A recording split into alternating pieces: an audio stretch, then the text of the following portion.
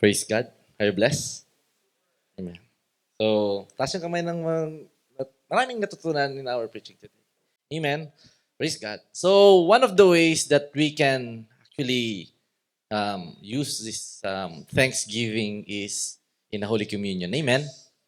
Praise be to God. So, habang pinapasa po yung ating mga elements, let me read in 1 Corinthians chapter 11, verses 23 to 26. Ang sabi po dito, "For I received from the Lord what I also passed on to you. Lord Jesus, on the night he was betrayed, he took bread, and when he had given thanks, he broke it and said, 'This is my body, which is for you. Do this in remembrance of me.' In 25, in the same way, after supper, he took the cup, saying, 'This cup is the new covenant in my blood. Do this whenever you drink it in remembrance of me. For whenever you eat this bread and drink this cup, you proclaim the Lord's death until he comes.'" Amen. Praise God for the reading of his word.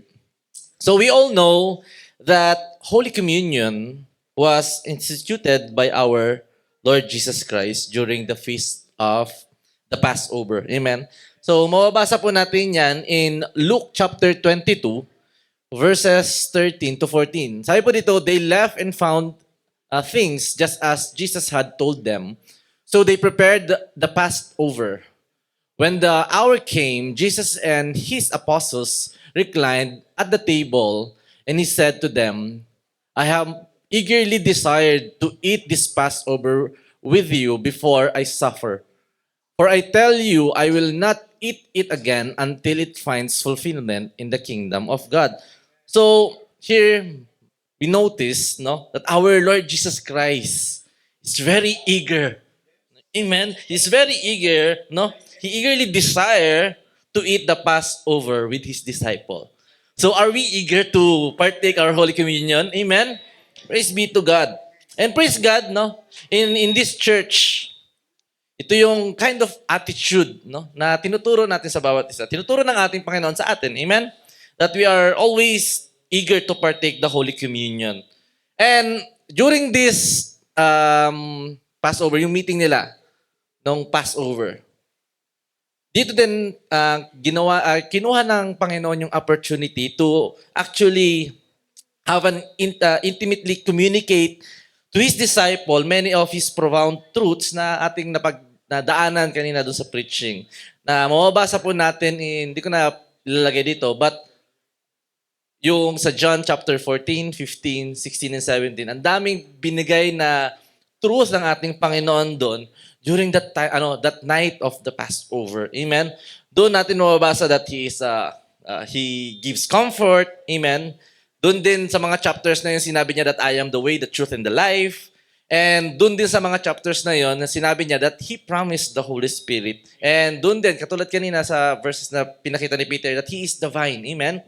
So, church, as we partake the Holy Communion, we remember the promises as well, no, of our Lord Jesus Christ, who He is and what He has done for us.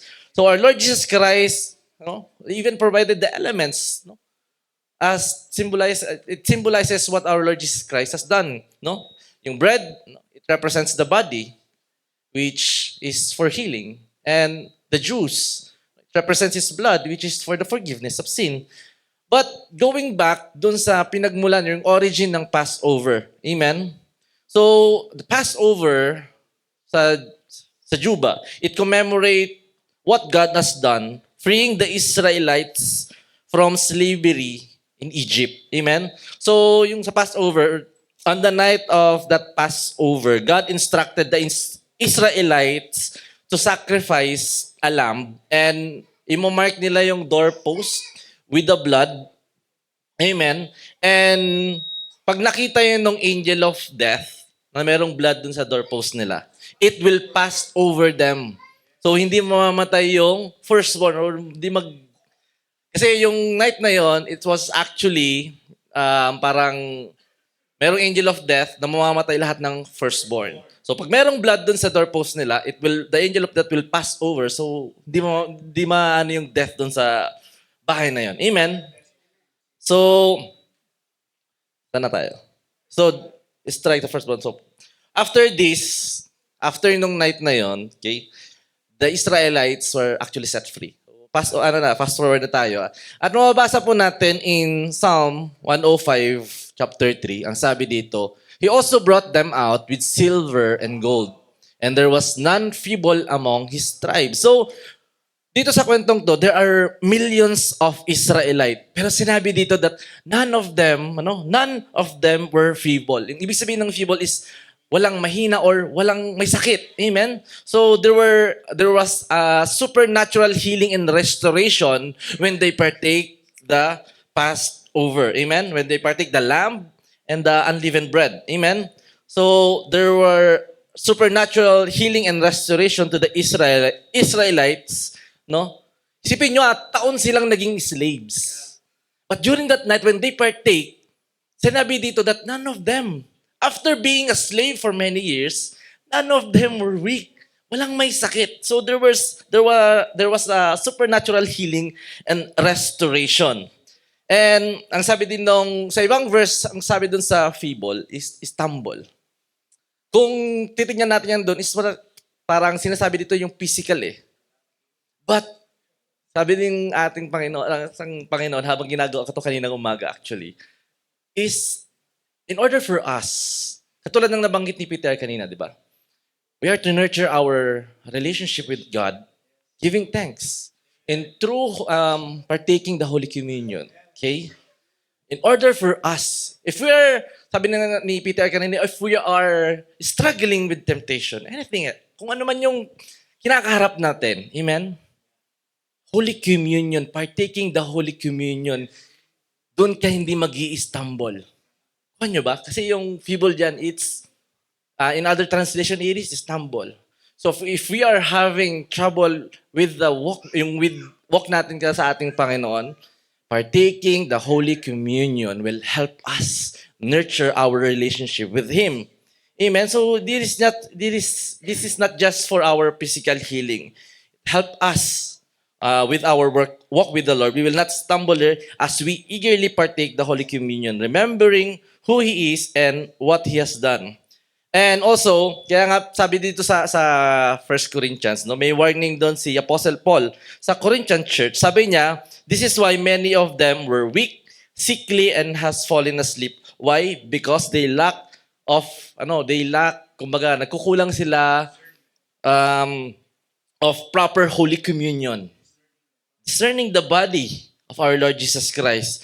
So that is why it is very important for us, for our own personal growth, no? Kaya nga, the Bible really encourages us, no? To really partake Holy Communion as much as we can. Amen? Not just in our church, but especially in our home. Amen? So, not only they were healed, yung mga Israelite, restored, strengthened, and sustained, sinabi dito that God has prospered them. Diba? Non-feeble, sinabi dito, nung sila'y na-set free, God also provided silver and gold. Hindi lang sila pinagiling, hindi lang sila in-strengthen, hindi lang sila sinustain, but God also prospered them. Coming from slavery, pinayaman sila ng ating Panginoon. But one thing that we can learn and serve as a warning, amen, is the same gold, the same silver, the same strength, the same good health na binigay sa kanila ng Panginoon, yun din yung ginamit nila sa golden calf. Kukuha nyo ba? But partaking the Holy Communion, katulad ng sinabi sa preaching kanina, it help us trust in God, humble us, no? And acknowledge kung sino ba talaga yung nagpo-provide ng healing, ng strength, amen, ng prosperity. It helped us acknowledge who God is. Amen? So, it gives us warning na, yes, and tulad ng sinabi ni Peter kanina, the blessing is already there. But do not forget who is the one who provided. Amen? Ano po ba? Are you blessed? So, can we all stand up po? In 1 Corinthians chapter 11, verses 23, to 24, sabi dito, for I received from the Lord what I also passed unto you. The Lord Jesus, on the night He was betrayed, took bread, and when He had given thanks, He broke it and said, this is my body, which is for you. Do this in remembrance of me. can we all lift up the bread and let us pray from our hearts? We thank you, Father, for the gift of your Son. By the stripe that fell on his back, my body is healed from the crown of my head to the very soles of my feet. Every cell, every organ, every function of my body is healed, restored, and renewed. In Jesus' name, I believe and I receive. Let's partake the.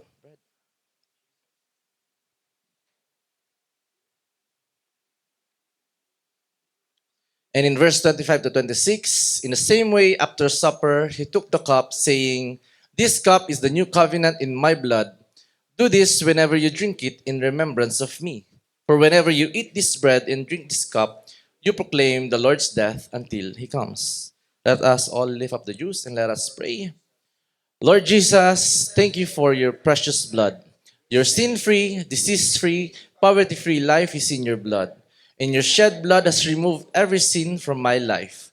Through your blood of all my sin, past, present, and future, and made completely righteous. Today, I celebrate and partake of the inheritance of the righteous, which is preservation, healing, wholeness, and provision. Thank you, Lord Jesus, for loving me. Let us all partake the juice.